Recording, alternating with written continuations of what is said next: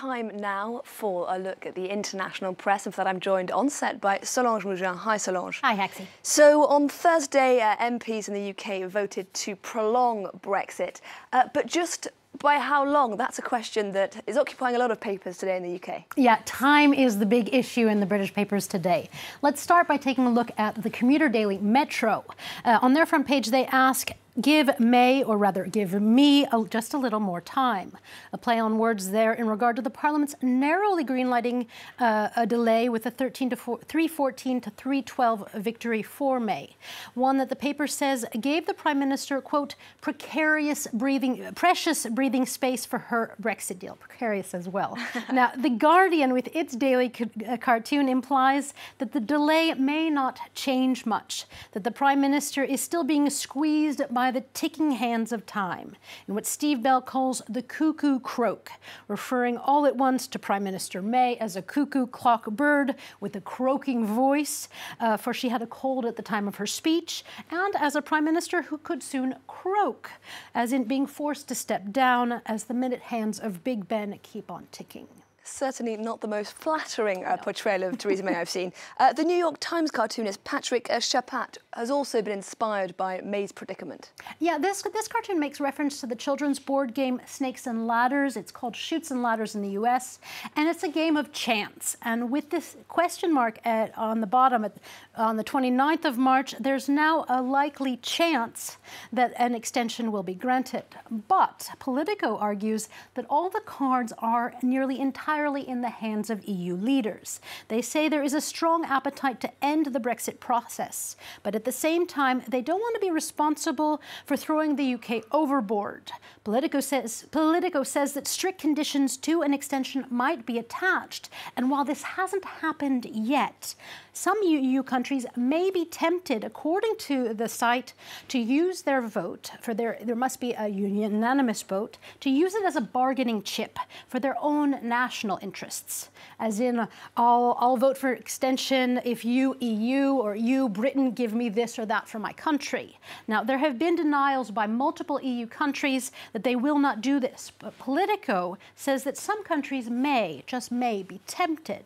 Which leads me to the cover of this coming week's Economist magazine. Now, it was just too good to pass up.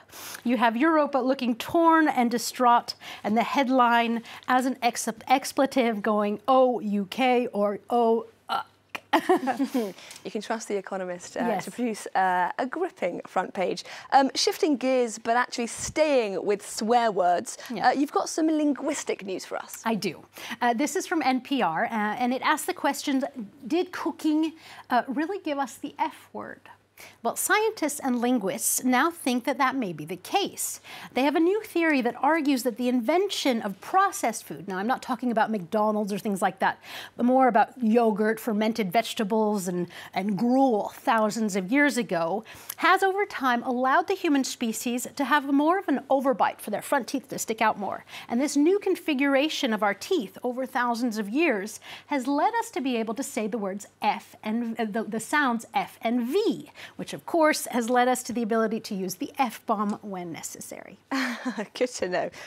Turning now to the climate marches that are occurring across the globe today. These youth marches have in large part been inspired by Greta Thunberg, who's now been nominated for a Nobel Peace Prize.